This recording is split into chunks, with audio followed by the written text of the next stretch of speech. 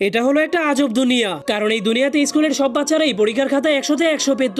এর থেকেও বেশি আজব বিষয় হলো এখানে প্রতিটা বাচ্চার চেহারাই একই রকম ছিল, আর তাদের সবার মুখগুলোকেই চেন দিয়ে বন্ধ করে দেওয়া হয়েছিল, যার কারণে খেলাধুলা করার সময়ও বাচ্চাগুলো হাসতে পারতো না। এমনকি গোল করার সময় গোলকিপার চুপচাপ বলের দিকে তাকিয়ে থাকতো, কারণ তাদের খেলার ফলাফল সবসময় একই থাকতো। এমনকি ছবি আঁকার সময় শিক্ষকেরা তাদের সবাইকে একই রকম ছবি আঁকতে দিত, যাতে করে তারা সবাই একই রকম নাম্বার পেত।